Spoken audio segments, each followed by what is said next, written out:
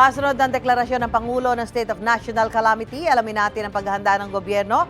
Makakapanayam natin si Junie Castillo, tagapagsalita ng Office of Civil Defense. Magandang umaga po. Magandang umaga ang Susan. Magandang umaga sa ating mga tagapanood. Junie, buong Luzon daw ang maapektuhan ng Bagyong Uwan. Paano nyo pinaghahandaan ito? At saan-saan nakapwesto yung ating mga rescue teams? Marami ba tayo mga inihanda ngayon mga rescue boats? Dahil nga dito sa pinapangambahan na baka super typhoon ito, Junie. Tama, Susan. Yung ito nga pong darating na bagyo, ay sinasabi ng Pag-asa na mas malakas ito kumpara sa Bagyong Pino. Ang areas of concern na tinitingnan natin, siyempre, ay itong northern at saka central Luzon.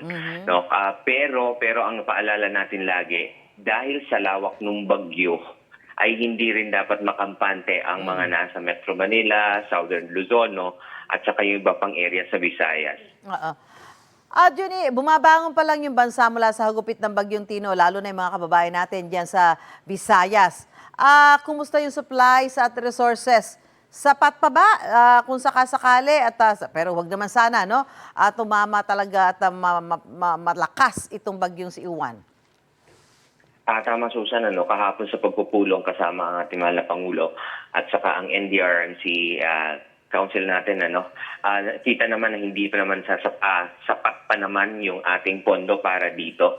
Yung deklarasyon po ng State of National Calamity ay ginawa po yun para mas mapabilis yung mga ating pagresponde, ang pag-access sa mga pondo, ganun din yung mga local government units. And ang isa pa, yung declaration was dahil nga dun sa mga nagdaan ng mga bagyo, especially itong Tino. Pero dahil dito sa tinitingnan natin na mas malakas na bagyo, mas kailangan po talaga na pag-igtingin ang paghahanda. Lalo pat meron na lang tayong 2 araw para maghanda para dito. Junie, kaugnay doon sa epekto ng bagyong Tino, nadagdagan pa ba yung bilang ng mga namatay at meron pa ba tayong mga missing? Tama, Susan, nakakalungkot na balita. As of 6 a.m. na datos natin, umabot na sa 188. 188 yung reported death natin. Oo, tumaas. Tumaas. Pumasok na dito yung mga numero, yung mga kababayan nating nasawi mula sa Negros Island region. Yung Negros Island region pa lang, that's already 33. Tapos yung Region 7 is 140. So yun po yung nakakalungkot doon.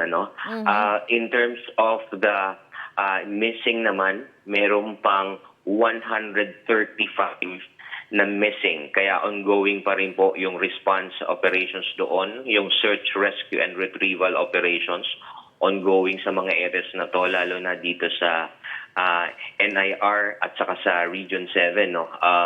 Sa NIR, merong mga 56 pa na reported na missing.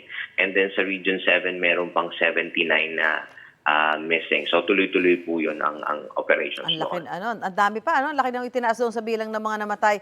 Anyway, kami makikibalita pa rin sa inyo, Junie, lalo pat may mga kailangan tayong laging paalala dahil nga dito sa nagbabantang bagyong Uwan. Maraming salamat, OCD spokesperson Junie Castillo. Magandang umaga, Junie. Magandang umaga, Susan. Gusto mo bang mauna sa mga balita? Mag-subscribe na sa GMA Integrated News sa YouTube at tumutok sa Unang Balita.